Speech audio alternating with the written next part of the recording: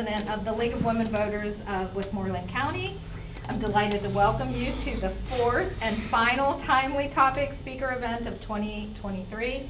Tonight's speaker is Matt Cesario, former president of the Keystone Oaks School District, and he's presenting on finding $1 billion funding Westmoreland County schools.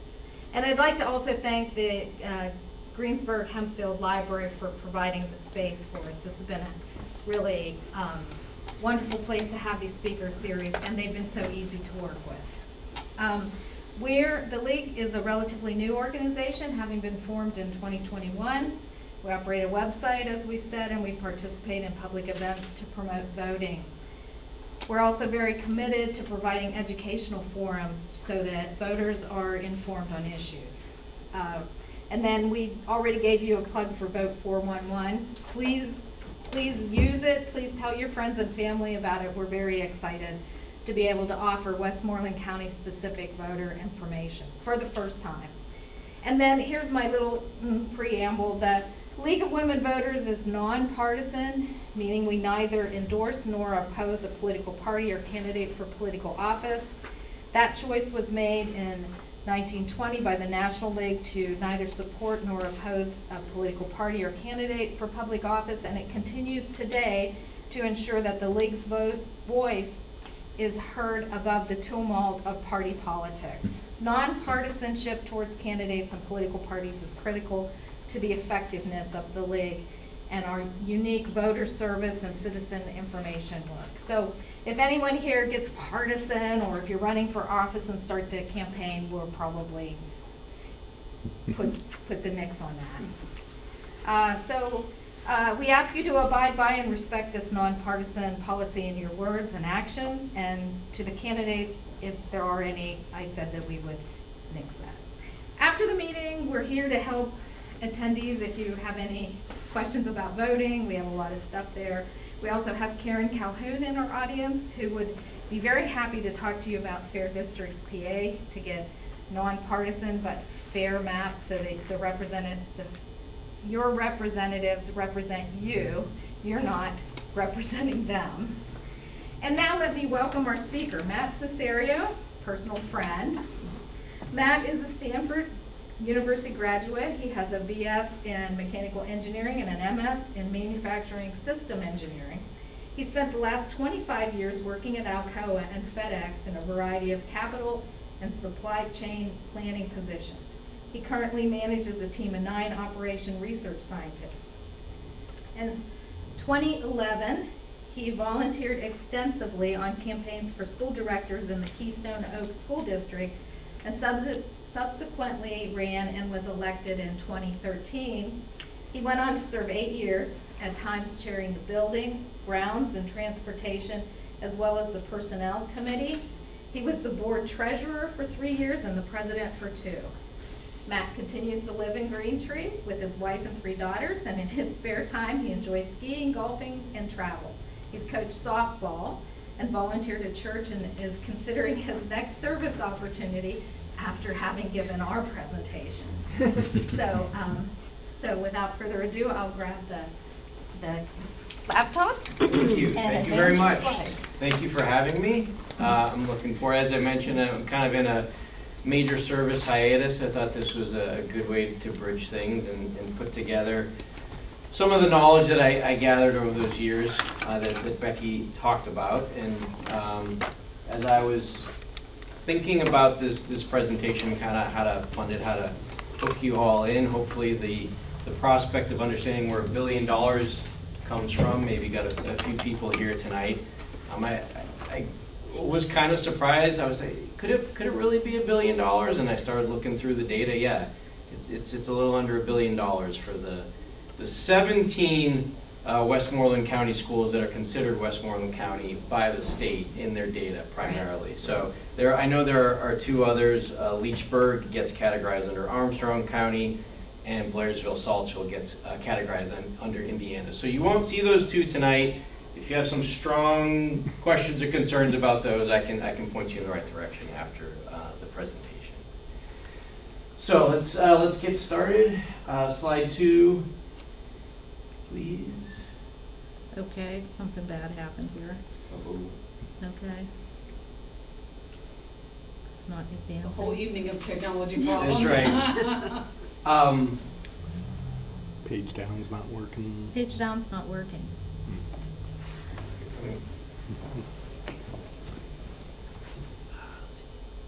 I added a slide too. I was gonna say, try the space bar, potentially. Nope, did something. Try that, okay. Yep. Oh. Oh, that's the one I added. Okay, just go to the next one. All right, so tonight, wonderful introduction, thank you. So I won't tell you a whole lot more about me, but I want to say a little bit about KO, just if folks aren't familiar with KO. Then we'll talk about the funding timeline and the process of how that happens. We'll start with federal funding, get into local funding, state funding, and then also talk about fund balances as well. Next slide, please. So that's me. As mentioned, I was the president and had a lot of other positions in the board over 8 years, and that was for Keystone Oaks. And if you're not familiar with a mid-sized school district in the South Hills of Pittsburgh, some interesting facts about KO is we're not a contiguous school district, so we're the boroughs of Dormont, Greentree, and Castle Shannon. We don't all touch, which, you know, some mild challenges there. Also, our high school is in neither of the three boroughs, so the high school is actually located in Mount Lebanon. So you have to sometimes work with a fourth entity to get things done. To kind of give you a sense of just the size and what the finances might be most similar to, it wasn't a perfect analog, but Mount Pleasant School District in Westmoreland County is one that I'd say, if you're kind of thinking about Mount Pleasant, that kind of give you a sense of what Keystone Oaks is. All right, so if we go to the next slide. So just some key concepts before I start getting into things. These may be some things, some words that I say, and just want you to have a proper mindset. First, of course, what is a school board itself? I think if you were able to attend the governance talk, I didn't, but hopefully they talked a little bit about what a school board is. Of course, it's a locally elected board. I was one of 9. I'm not sure that that's uniform across the state, but it's pretty typical. And you're granted authority from the state. So you're, in some sense, you're quasi-related to the state. Not related to the federal government at all, right? As much as you may hear about education stuff through the federal government, even K through 12, and yes, there is an education department formed in 1980. Was the Office of Education before that, went all the way back to 1867, but we went almost 100 years without anything at the federal level, because it is delegated to the states. That's kind of been the tradition in our country. And even for many years, those offices and departments really served as a data and information best practice gathering agency, right? And you see that reflected as we get into it even today. The federal funding is not a big piece of this puzzle. The county is not directly involved, but we will talk later tonight that they do serve an important function. At least in Pennsylvania. In some other states, they do get more directly involved. The Act 1 index we're going to talk about is very important. Act 1 is an act that was passed at the state level many years ago, and it limits the ability of the local school boards to increase some of the taxes. And so you're going to see that in the timeline a little bit here, and then we'll talk more about the implications for that later in the local tax section. And depending, you know, you could see that as a good thing, and I think it's important to remember that is limited, and it's different from the municipalities. So a municipality could go for 20 years, not raise taxes, and then decide, you know what, we really need to, and jump up to wherever they are. And at a school board, you can't do that. There's only so much you can do, and so you have to plan a little bit more for the long term and say, well, I don't want to, but if I did, hopefully you're saying that, but if I did, that, you know, I have only got these percentages that I have to go by. PSERS, Public School Employees Retirement System. If you're looking for talks in the future, again, I'm almost exclusively talking about revenue tonight, right? But all the costs that go into things could be certainly another talk. Okay. This is an important one. Again, I'll show it on the timeline because it is an important part of the budgetary process, and because of the way state does things, it is related a little bit to revenue. And then funds, you may hear me say funds tonight, and I don't mean like funds like cash. You know, in the sense here, in government accounting, a fund is going to be a specific set of money, let's say, that you're accounting for. And even in government accounting, you use the words government and non-government funds. Your most common non-government fund would be like your school lunch fund, okay, or your school meals fund, because there's, in Pennsylvania now, we have free breakfast. So I'm not going to talk about that tonight. I'm just going to focus on the government funds. And even within that, there are many government funds, but the general fund is the most common one. That would even be true at like the state level as well, that they have a general fund, and they have a lot of other funds at the state level. But in Pennsylvania school districts, your general fund is going to be predominantly the revenue and the expenses involved.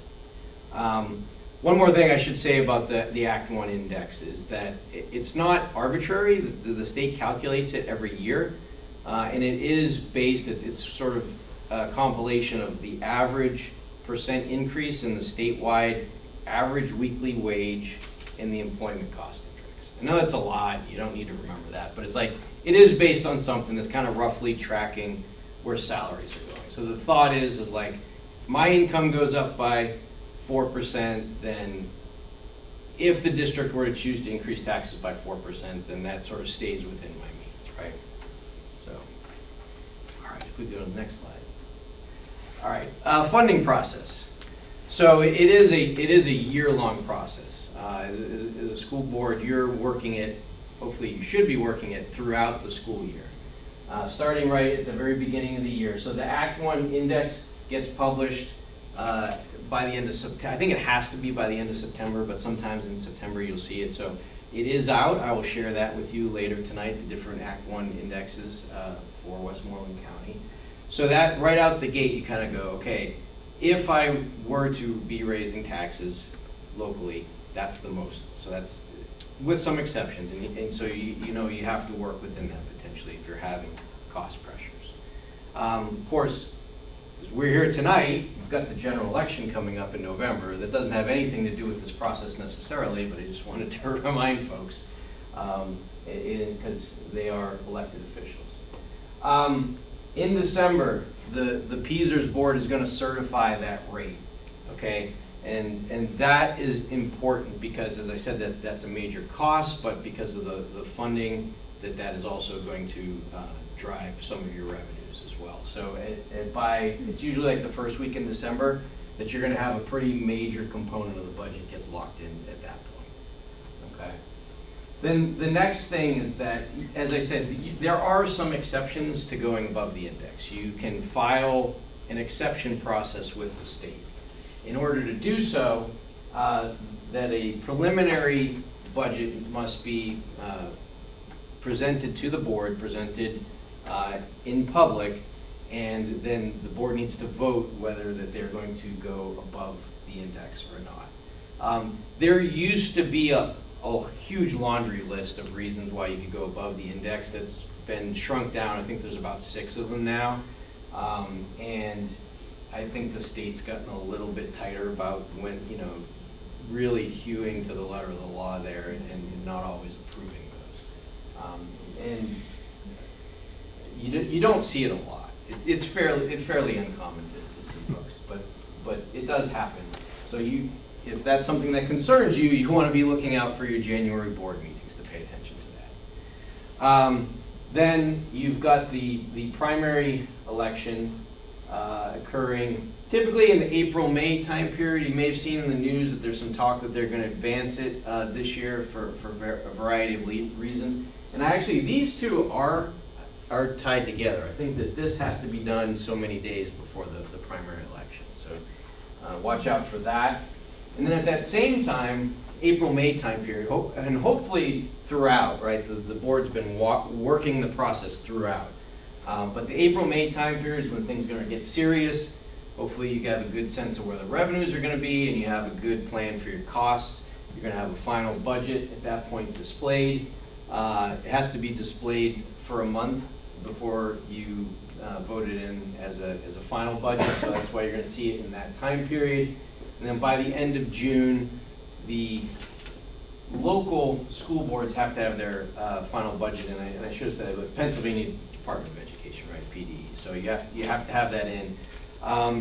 And if anyone's ever been watching the state process, you know, is even though that they hold the school districts accountable to that, they don't hold themselves accountable to that.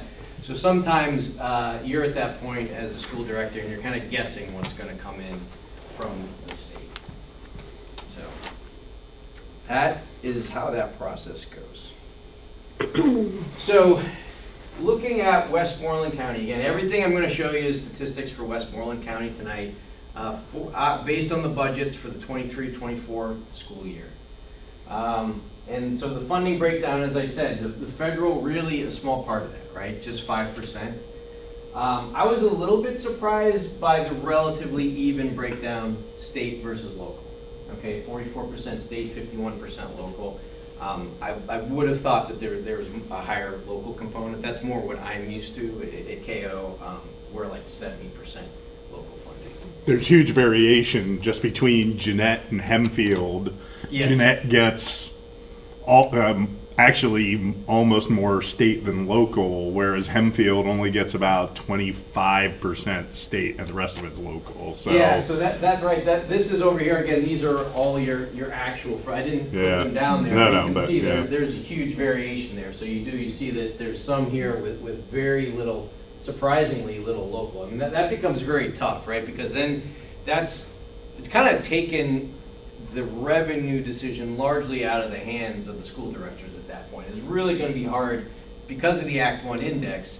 If you're saying, hey, we really have stuff we need to invest in, we need more revenue, you increase that by 5-6%, forget it. It's not making a difference, right? It's really what you're getting from the state. Whereas you have others, you got a couple here that, like I said, are kind of like what KO has, where you got 70% local, so you control your destiny a lot more there. So we'll go to the next one. So let's talk about the federal. As I said, it's the smallest piece of the pie. It's $41 million for the whole Westmoreland County, or at least for those 17 districts.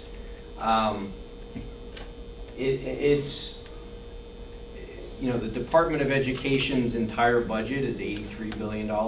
And, that of course seems big, but, in the grand scale, that's under 2% of the U.S. federal budget, and not all of that is even going to K through 12, right? So it's a small part of their budget, it's a small part of the local district's budget. I would have, just breezed past this, but there is one thing that's really important to talk about, in particular this year.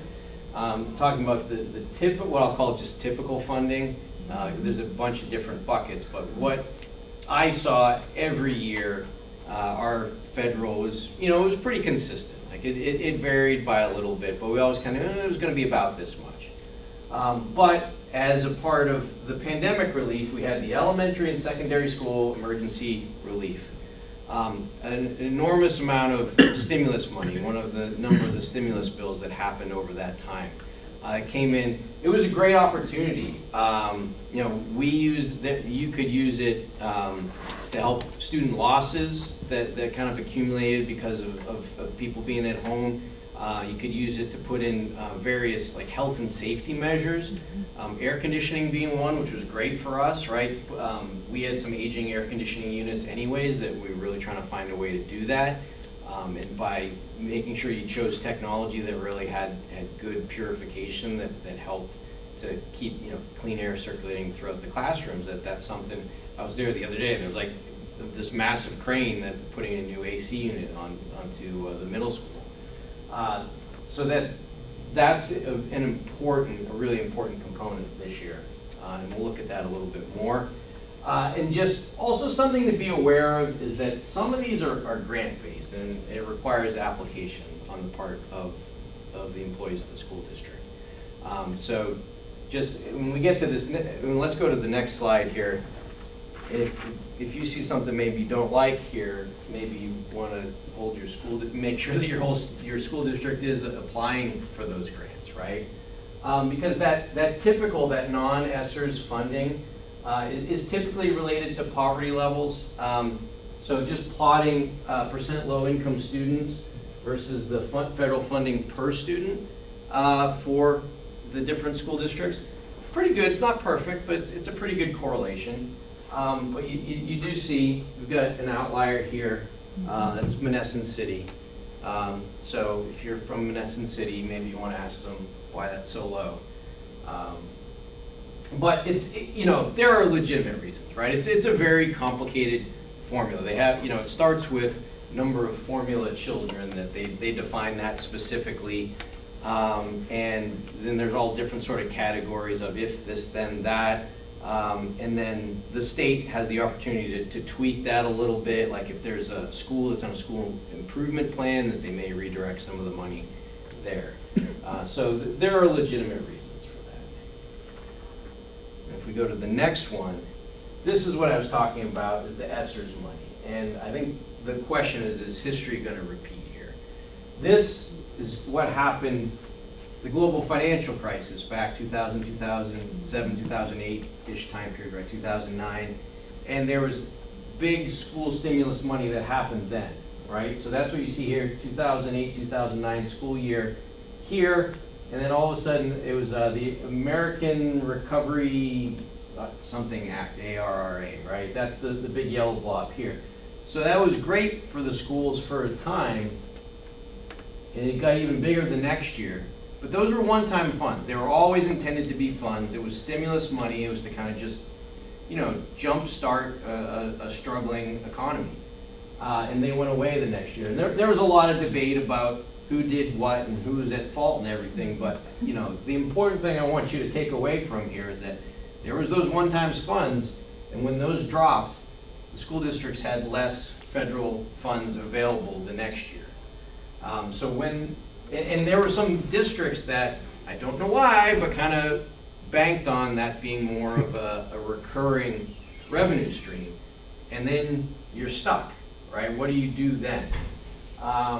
And so now we're in a similar situation, right? So that we again have some one-time funds, and hopefully districts use them that way, right? Like I talked about using it for some other tutoring that maybe you wouldn't normally do. Some summer school type of stuff that was extraordinary because of the pandemic situation that we went through. Doing a one-time repair of air conditioning, yes. So why did the schools there at the end, I'm in Penn Trafford, they basically had hardly any. Yeah, again, a lot of this was grant-based. You had to apply for it, so maybe they didn't apply for it, maybe their application wasn't granted, they just maybe didn't have things that matched There up. are more affluent districts than Penn Trafford that have money, so, that had more money. Yeah, so this funding wasn't necessarily based on, not all of it was On need. on need, right? It was based on, well, it wasn't based on like just pure financial need, it was based on like, do you have specific needs that match up with what they were trying to do with these funds here? So again, like if you had health and safety projects that, and it helped for us, like if you remember, if everyone remembers back in here, some of the other stimulus that happened back here, there was all this talk about shovel ready, right? So we kind of had these air conditioning projects for like shovel ready. We were kind of planning or hoping to do them anyways, I'll say. We were just trying to figure out funds for that. So when the time came to submit the application, we were like ready to go and able to get those. So I don't know specifically, why people got them, but you can see that it does. And also remember, this is as a percent of revenue. So you got to keep in mind some of these districts are bigger than others, but why I did it as a percent of revenue here is that when this comes out, if you've used that as non-one-time funds, if you've used that money as recurring funds, now how are you going to replace that? And you might have to raise taxes. And the index, spoiler alert, but the index is actually higher than I've ever seen it before this year. it's still not gonna be high enough if you're in the New Kensington Arnold School District to replace that money. So hopefully that they use that in a one-time sense. So this is, we've got a kind of a cliff coming that can totally be managed, right? Like if you use this for one-time funds, it shouldn't be a big deal. But if people went the wrong way with it, that can be a problem. So that's one thing I would say to be looking out for and asking questions about. How did the ESSERS fund?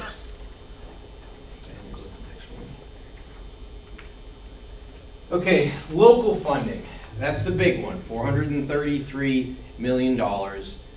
It's the most direct control by the board in the sense that a lot of this is based on decisions the board makes about whether to raise or lower taxes, right? It doesn't happen often, but it did in Bethel Park a couple of years ago. I know that they did lower their taxes.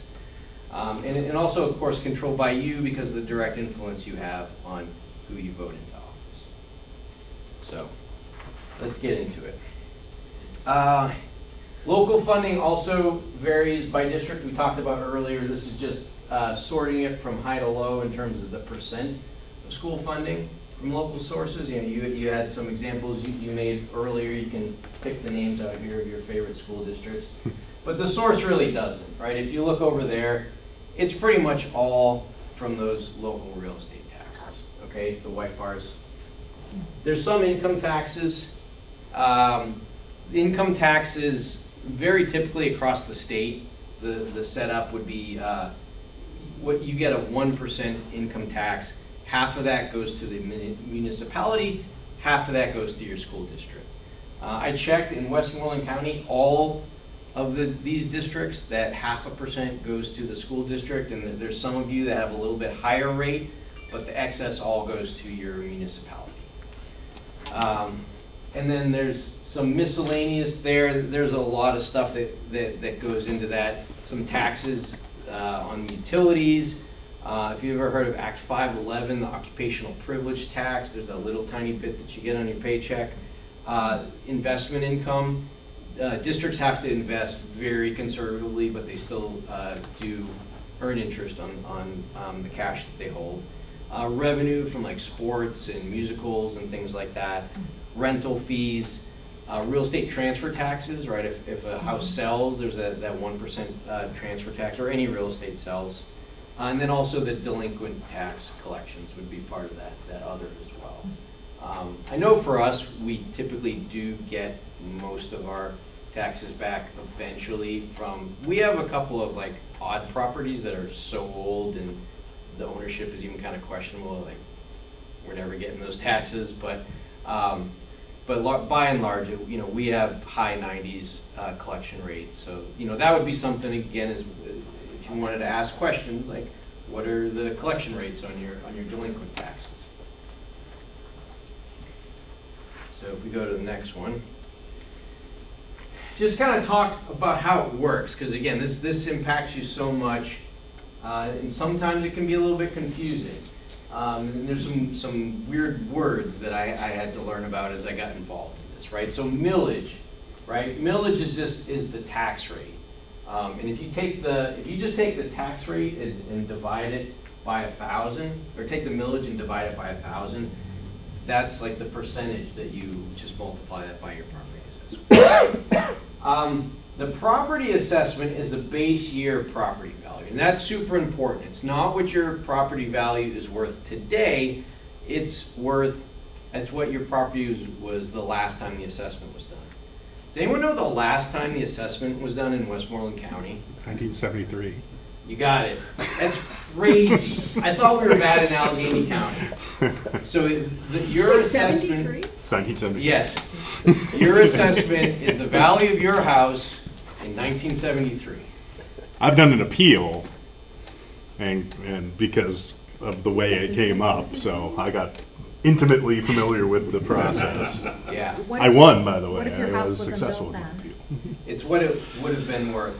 Oh. In 1970. So what they do, and that's the next piece here, is that they have this common level ratio that the county calculates, and that's meant to equalize today's value to that base year level.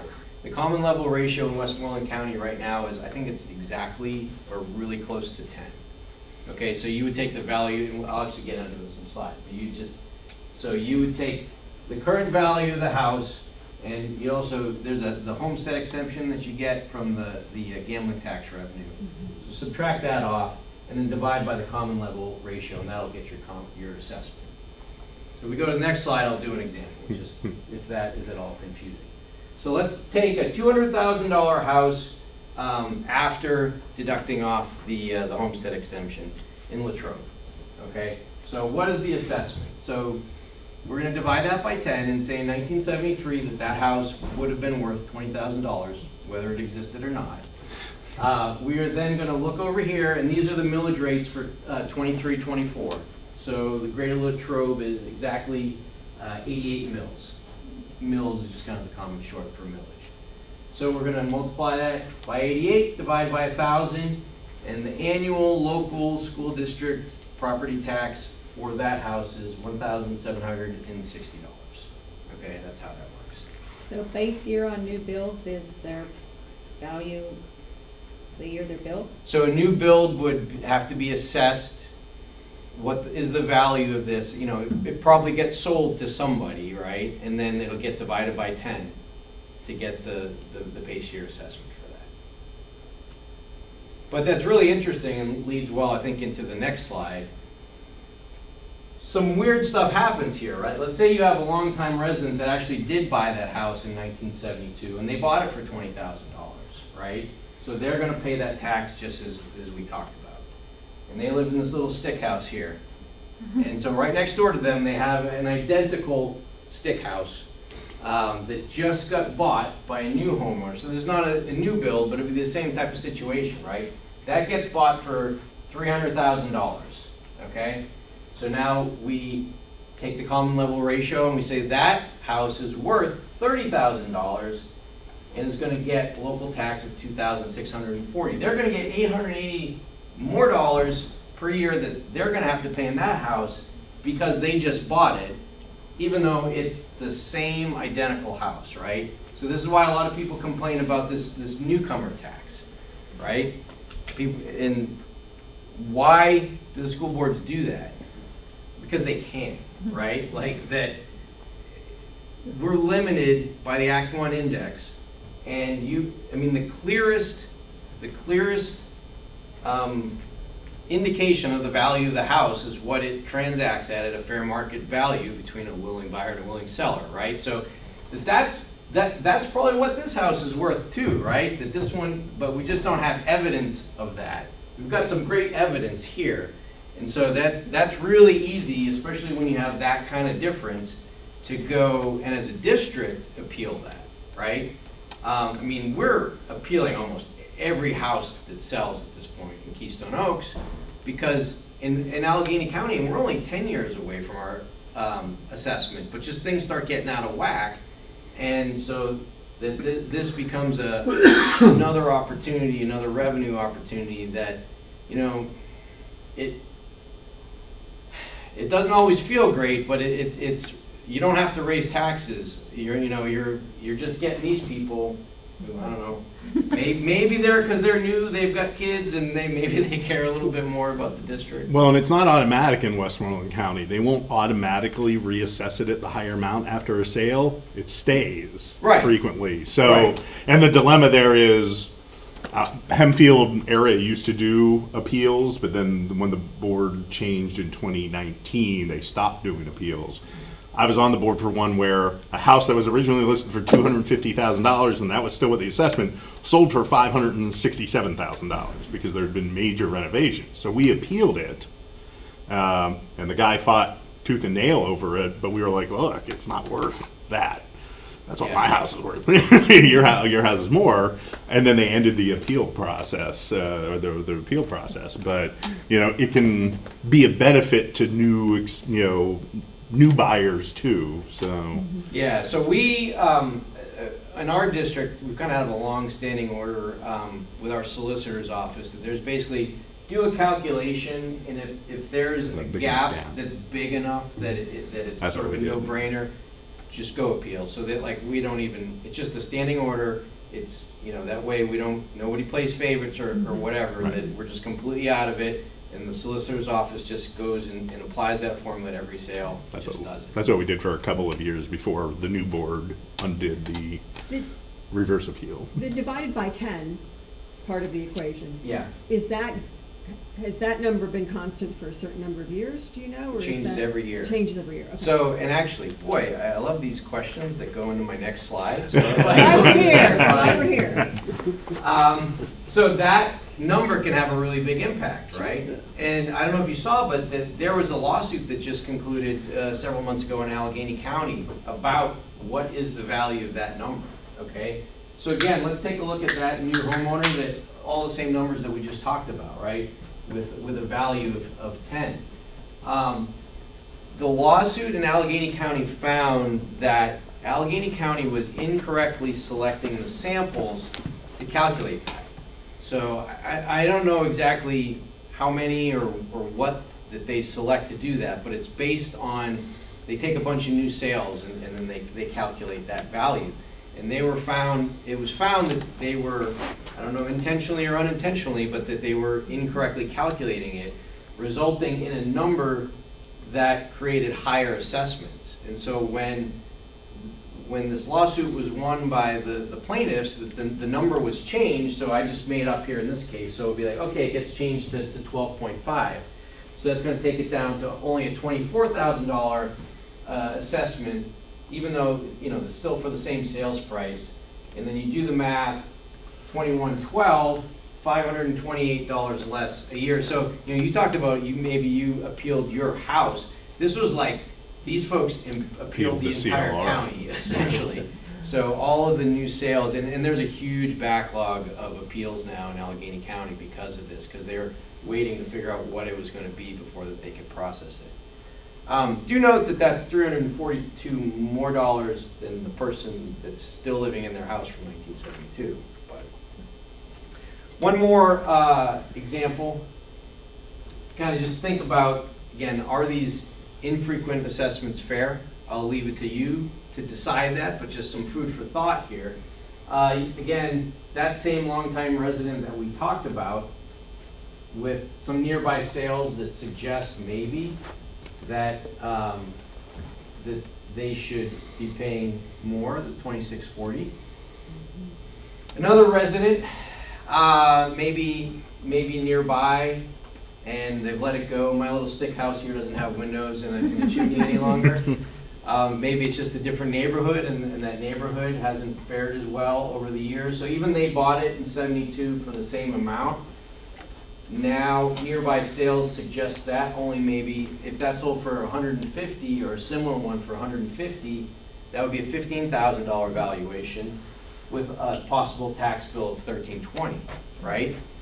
So, you know, you have to think about that. I mean, does the current situation where these are paying the same, does that reward this person who kept their house, maybe helped to keep their neighborhood well valued? Or that person over there in that neighborhood is just something that fell in hard times and maybe they deserve a break? I don't know, but you should think that through and decide whether you're okay with a reassessment that hasn't been done since 1972, or maybe it should be Even with changed. the assessments, it depends on the assessor. My mother's house was listed as a 2-bathroom with a Pittsburgh potty in her basement. And so it was assessed way higher than it should have been, and she had to appeal. Yeah, I mean, it can be a little painful to go through the assessment, and it gets worse the longer that you wait, right? So, I mean, I would say if you are in favor of reassessing, be prepared that there's probably going to be a lot of stuff and that you're going to have to pay careful attention to how you get assessed and may have to go back and appeal that. There are a couple counties that are older in the Commonwealth than Westmoreland. Not much. Yeah, I mean, and they're all, I think there's- there's like a 71 somewhere, but And then there are some that do it quite frequently, Yep. so it's not impossible. So Who does the assessment? Is that a decision? the made? county does, and the They- county pays for it, and that's part of the reason people don't want to do it, because of the cost of doing so, and then all the appeals that go So along that's a with it. county commissioner kind of decision, okay. Yeah. And there have been suits in several counties that haven't had them for a long time over some of the inequity issues. And almost all those suits have resulted in the counties having To do to it. do it. I think that's what triggered the Allegheny County assessment. It was. Back in Yeah, I 2010, remember that. 2012, so, Yeah. okay. Let's go on. So the Act 1 index for this year, or for this coming year, so it'll be the 24-25 school year. It's the budget that people are working on now. It's the taxes that you'll pay next August. It's, as I said, this is the highest that I've seen it as long as I've been paying attention. Again, because it's based on those wage numbers, and there has been some pretty high wage growth recently, in addition to the general inflation. That the base number is set at 5.3%. You're only going to see two districts there, Ligonier and Franklin Regional, that are at that 5.3% number. So they're going to be held to sort of a lower number than some of the other districts. There's a thing called market valued aid that I'm not really going to get in, another sort of arcane calculation, but you do that, and if you're greater than 0.4, I think, then they can start adding on there.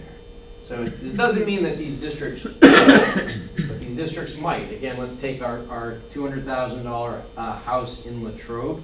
If they were to raise their millage to the limit, the 6.4%, that's going to be another $105.60 in taxes that person would have to pay next year. So again, if you think more taxes is good for your school district, this is a golden opportunity. If you think more taxes is a really bad idea, things could go kind of badly this year. So it's something to really pay attention to. And then with that, we'll move on to the state funding. So $380 million, not quite as much as the local piece, but still significant, often tied to costs. If we go to the next slide, you know, the one statement I can say is state funding is just, it's complicated. There's just a lot of different pieces to the pie. You can see over there, I've got kind of four major pieces. Basic education, that's what it's called, basic education funding is the biggest piece. You've got the Social Security and the PSERS contribution. So I talked about that earlier, that the state kicks in about half of those costs. So as those costs go up, then the state funding just kind of naturally floats up with it. You've got the special education and the transportation piece. As I talked about, the timing generally lags the local process, unfortunately, so there's a bit of a guessing game that the local districts have to do. We're going to talk about this more in another slide, but that basic education is distributed partially by a funding formula. And then special education funding, number of students and 3 tiers of need is what drives that. Partially, as well as just kind of how much money is allocated overall. Transportation is also distributed by a formula. And then I've got the miscellaneous there. There's things in there. There's like just a block grant. There's what's called the sinking fund, which was something that we used to get more funding from the state for construction. That doesn't happen anymore. There's been a long time moratorium on that, but districts that did construction a number of years ago are still getting that money in. And then also the gambling revenue replacement, like we talked about earlier, that piece, the homestead exemption. The way that works is it's kind of a replacement, right? Is that it's not extra money that goes into the district, it's that you pay less. So the state puts money in to kind of help pay some of your bills. So PSERS has gone a lot over the years. Again, if you have someone come to talk about costs, this is certainly a rich topic. But you can see this is a percent of employee salary that the districts need to pay into the fund. You know, in the past, it was single-digit percentages. Now, as you look, it's more than 1 out of every $3 in salary they have to pay yet again into the fund. That's just, it's for a variety of reasons, but largely some decisions made by the legislature in a few years prior to this. It is what it is now. You know, we've kind of ridden up the mountain. It's plateaued now, and in short of cataclysm that maybe 10 years from now that might start going back down the other side again. So. No, that's not gonna happen. Oh no, it should. Yeah, Oh, demographically it should. Well, no, because it's most of this money is just to pay for money that hadn't been paid previously. So it's Yeah. like catch-up funds. So once you get caught up, no matter like what happens, like this stock market and things like that have small impacts to this. The only thing that could really screw this up is the state legislature that decides to get very more generous with the school employees and increase their pension funds would probably be the But biggest threat. who owns the state legislature? We do, so you have every opportunity to prevent that. It's Pennsylvania school employees.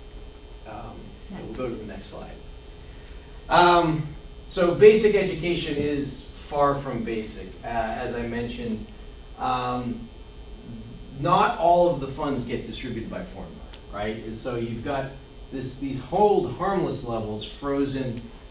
They were frozen at the 2014, 2015 levels, but really that's kind of based on 1991 enrollment and needs, right? So you've got a big chunk of the funding that is not going, to sort of meet today's enrollment and today's needs. You can kind of see where that makes a little bit of sense, because like if you're a district that maybe don't have the enrollment, don't have the student needs that you used to, okay, maybe you don't really need that money anymore, but if that suddenly gets taken away from you by the state, that creates a big hole to fill because of Act 1, how do you fill that back? But Maybe. that explains why New Kent Arnold and Menneson and Jeanette had a higher proportion of state funding, because they have the biggest decreases in population. So they're still receiving the hold harmless, so their percentage of state dollars is higher than what other districts look like. Yeah, I've been shocked when I was looking at some of the student numbers, like Menneson in particular, it's just absolutely not nosedive in the student population. So it definitely, when you're looking at it on a dollars per student basis. But if you go back to one of your beginning slides, where the percentage of dollars by the state and local funds, that's why like the discrepancy for those three districts. Well, they're also the three poorest districts by far in the county, There's so no they industry are gonna left get more state money and Yeah. always will. In those Yeah. areas. It Yeah, used to so have it's- big industry. They have a smaller Yeah, tax so, base. Yeah, you don't have the tax base either, so there's a sort of a lot of things coming together to put some pressure on them for sure. So, like, that's the bad news. The good news is that, we do have this formula. It is weighted by a whole bunch of things. And 18% of Westmoreland County funds are distributed by that formula, so progress, but, it's still a long way to go. Recently, William Penn et al. Versus PA Department of Education. I think someone asked me about this before the talk. It's been a process. It was a lawsuit filed in 2014. The final Supreme Court ruling was in 2023. The heart of this is that the PA Constitution says that there should be maintenance and support of a thorough and efficient system of public education. But what does that really mean, right? What does that look like? How does that play out? Well, Pennsylvania Supreme Court rules that particularly students attending low wealth districts are being deprived of equal protection of the law. So you go to the next slide. So now what happens, right? I think that you've kind of got questions. Number one, is funding too uneven? So we kind of talked about here. The different districts plotted by state dollars per student versus percent low income. I know your eye kind of looks like this, and it looks like maybe it's going like that. I would say statistically it's not. This is pretty much a scatter plot. There's really no relation here. So maybe that's the problem, or maybe it's too little. Some would say Pennsylvania ranks 44th in the percent of K-12 education percent contribution from the state. There are a number of other metrics that could argue, for or against whether it is too much or too little. But this is kind of the conversation that's going on. That interestingly, tonight, in the Westinghouse School in Pittsburgh, that there is a hearing going on about this. And that, you know, I think they're hearing from the public of what should we do. They have some folks that study these sorts of things kind of weighing in, presenting some, you know, yes. I know I lived in Maryland for 13 years, and the state collected all the funds and then redistributed it back to the counties, which were the school districts. Right. So our properties are taken at the county level for taxes, so that can also be, you know, misconceived, that's what I'm saying. Because the money is collected all from the state and then redistributed back. It's not collected by the counties from. Of course. But Maryland has countywide school districts Yes. as opposed to Yes. 43 school districts in Allegheny County and 17 school Sure. districts in, I agree. I mean, I agree. in with that. Westmoreland and 500 in the state, which is just. No, but the point I'm trying to make is, we're down there, but that's because we are taxing on a local level, Yeah. not on a Yeah. state level. Yeah. Yeah, I mean, ultimately, where does the money come from? It comes from us, right? Yeah. Like My pocket, yeah, my pocket. whether it goes Well, no to- matter what, it's coming from your pocket. Whether it It's goes just from way it here looks all the on- way to on the Harrisburg chart. and comes back. back, or whether it makes more of a local route, it's the same I money. mean, you'd have to look at the amount of money and the amount of money per pupil. That would be the true indicator, not where we're 44. As I said, there's probably at least 4 other metrics here. I didn't mean to present this as. No, I'm just pointing out a Yeah, fact. yeah, I'm not trying to 'cause- say 'cause you're incorrect. You're right, because dollars per student would be one way to look at it.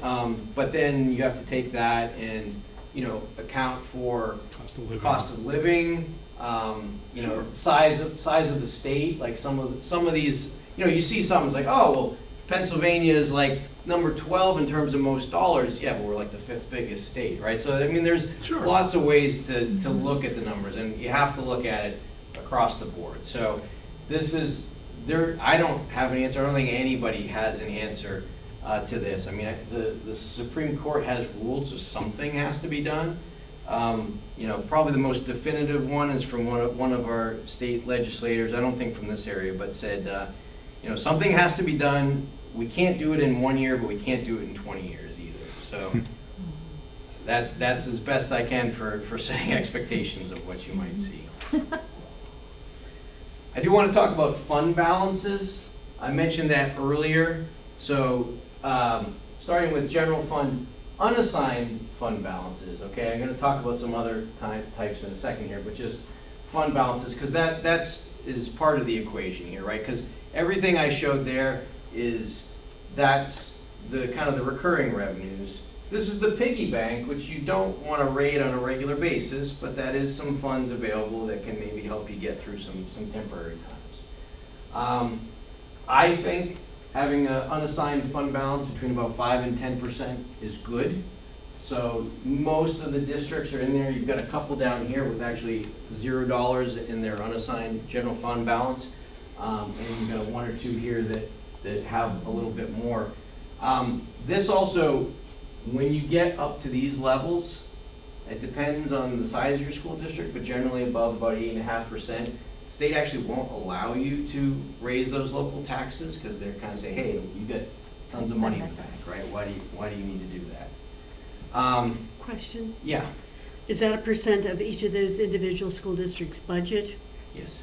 So Yes. the 20% in Jeanette could be very different than a 20% in Hempfield. Absolutely. In terms of total dollar value, absolutely. But in terms of like, I'd say like the comfort level, in terms of like how long that would last if you were trying to live off of that as a school district, that I like this as a measure of that.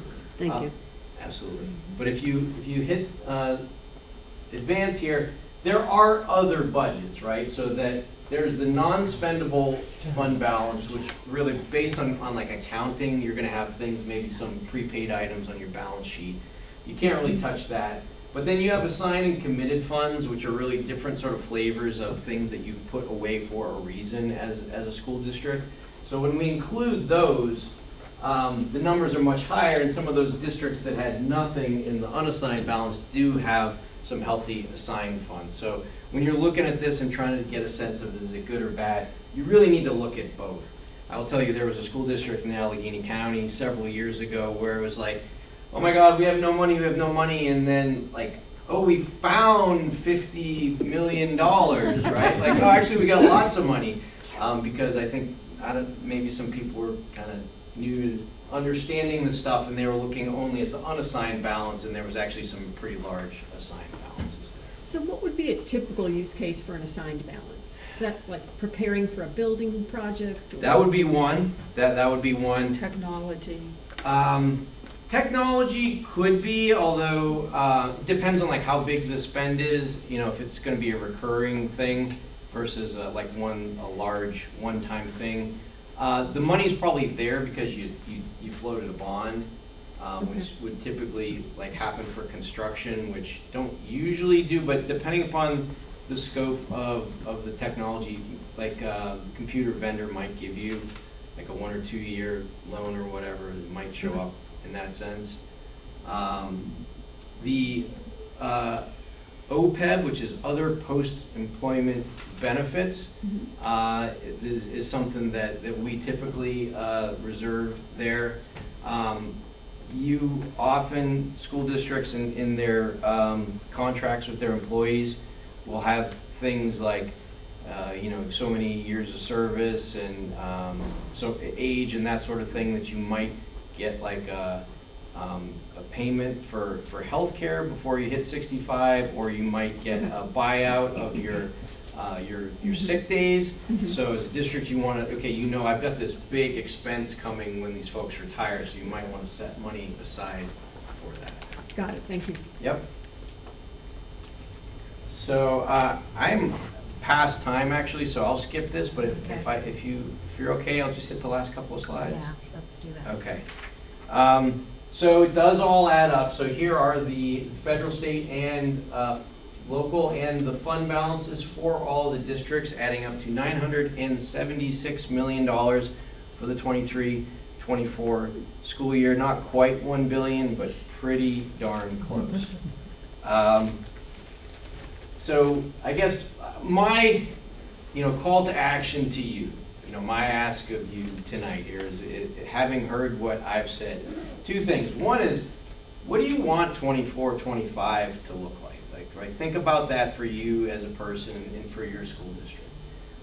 Here, again, this is the county as a whole, right? Those numbers that I just showed you. One option could be, we're good, right? Things are good, we have enough money, no increases, that federal ESSERS funds are gonna fall off, and then everything else, leave the rates as is, maybe get a little bit of a tick up from the local income taxes, right? The other option would be, no, I don't think it's good, if you advance it, there's an animation there, and say, no, I think, I think we should take advantage of those Act 1 indexes. I think that the state should come in with more funds. Last year was a historically large year in terms of what the state increased to the local districts, so if they were to do it again, all those things that I just said, again, the federal ESSERS funds are going to roll off either way, but the county could be like, I think it's $996 million. So there's about a $50 million swing here, depending upon how you think things should play out. So figure that out, do some more research on your local district, and then ultimately vote. Right? Figure out who are the candidates that are going to execute the policy that you want to see in your school district. These are not real candidates, these are just pictures off the internet. But there are 100 candidates that are running this year to fill school board positions in Westmoreland County, and it's important to figure out which ones are going to execute the policies that you want. And that's all I've got. Thank you, my goodness. You're welcome.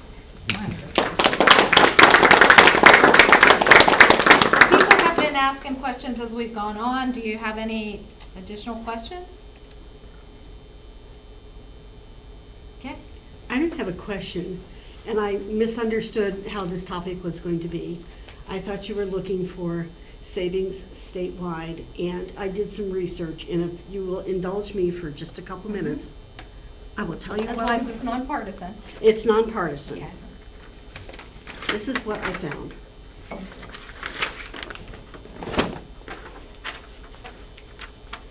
There are 500 school districts in Pennsylvania. Each, the average salary for superintendent is 167.4 thousand. If we broke, and there are 29 IUs, and each IU director makes, or our average is 168,000. There are transportation directors and curriculum directors and athletic directors and directors of maintenance.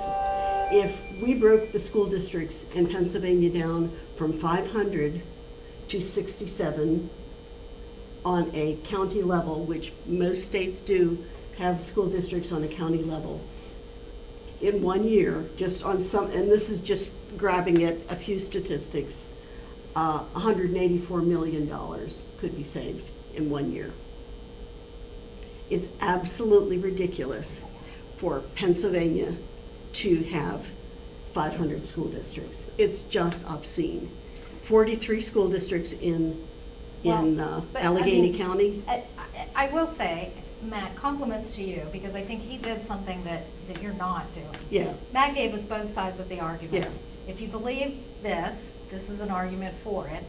If you believe in saving money, this is an argument for Yeah, that. well- So I think kudos to you. You did a very nice balance to allow us to think So- for ourselves. Let me address this one, I think. So certainly, and you know, you could say that is like one far end of the spectrum. There Oh, could yeah. also be somewhere in between, right? That there could be shared services, could be a thing that districts could do a better job of. So there's opportunities out there. You know, I will say that you do that, you know, the influence that you have, you know, that myself as a school director, I was one of 3 representing 5,000 people. People had very direct access to me, email me, call me, grab me in the grocery store. You know, that you will lose a little bit of that influence. Maybe that's okay, but just keep that in mind. Also, think about span of control. I think that if you were to have one superintendent for the entire county, if you even look at like North Allegheny, which is the 2nd largest school district in Allegheny County, tends to have like several assistant superintendents, and you would probably see that a lot of that would happen. So I think you would lose some of that savings, where you would end up like with more of a hierarchy. I think it would be very difficult to be flat. So there certainly are opportunities there, but just, you know, keep those things in mind. So, can I, Go ahead, no, can- yes. so the other thing I would say is, you weren't with us last month, were you? No. Okay, so Ron Cow gave a very nice presentation on the other aspects of a school director responsibility, which was the governance. And he talked about the school directors actually determining what the value of a child's diploma is by putting in the curriculum and the requirements and running the school. And he did make the point that it's not all, you can't go in looking at the funding first. Like, there might be many school directors who are saying, I'm gonna keep taxes the same, or I'm gonna reduce taxes. He said the perfect school director would be the one that goes and said, what's my vision for the education of these students? And then what are the revenue demands that I need to meet that? And then, of course, there's some compromise going back and forth. But tonight, we're talking all about money, and we're forgetting the more visionary aspects about meeting the children's needs. So I just wanted to put that in. I do agree a little bit with what she's saying. I went to Greensburg-Salem, my kids went to Hemphill. I will tell you, those 2 school districts are so weird, because you got Greensburg-Salem in the middle, the bullseye, and Hemphill completely surrounding it. and the Hempfield buses go back and forth here. Yes, well, transportation-wise, in 1967, there was a study done, a 3.5-year study. They presented it to both school boards, Greensburg-Salem and Hempfield. Hempfield voted against it, to combine the 2 school districts. There has been opportunities to do this. And I had a teacher one time tell me there should be a state law that says a bus should not be able to drive past another school district's school. But my kids literally, I Couldn't live do 1 that. mile from Greensburg, Salem, are bused over 6 miles to Hempfield. When they were in middle school, they are driving to Harold's down Main Street, past Greensburg, Salem, and making a right. But we could save so much money in that. And I agree. But my wife also taught in Montgomery County Schools, which suburbia, DC, and 43,000 employees in that school district. Very large, and I do feel that kids were given equal amount of money per student because it was a county-wide system, and that the kids were getting a better form of education because of it. The biggest problem in this area, and it has to do with police and fire too, is nobody wants to give up their serfdom. Nobody wants to give up that control of that little piece of that. They're not looking for the betterment of the community. They're looking at, they don't want to give up their, and I coach, they don't want to give up their sports teams, they don't want to give up their, the control of that school district, and that's the shame of the whole thing. So I think the timing is right because of the Supreme Court ruling. Yeah, I think I there's going to agree. be a lot of scrutiny about the education in Pennsylvania and how do we equitably fund it. So I think all of these things are likely to be considered. So The last time that there was a wholesale consolidation of school districts was the late 60s, early 70s. maybe we'll have an assessment of our property before this happens. I mean, and in those days, and I think there are still some, there were school districts that had one school. Yeah, well, some of it is, if you think about the distance in Westmoreland County, we've evolved in roads and transportation.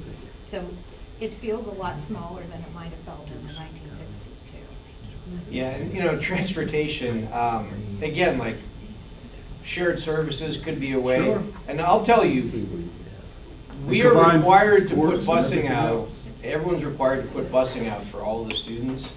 We run a lot of empty buses. Baldwin Whitehall doesn't have, Right. Baldwin Whitehall does not have busing. No, I mean, I think because I go, Not 11. and I'm guilty of it too, right? My youngest daughter's has her learner's permit now, so she wants to drive. So on the mornings that I'm able to, I let her drive into the school, and so we're part of this huge line of traffic of people that everyone's driving their kids, and yet there's those empty buses there. So, but But if you were sick, she can still take the bus. yes. It still has to come by the bus stop. Yeah. And that's the, Wow. I'm going to stop the conversation now and thank Matt again. If you want to nab him, we have about 15 minutes before we have to get out of here. But Matt, you're an honorary pin. Oh, thank you so and much. a small token of our appreciation. No. Okay. Yeah. This All is right. great. Well, thank you all.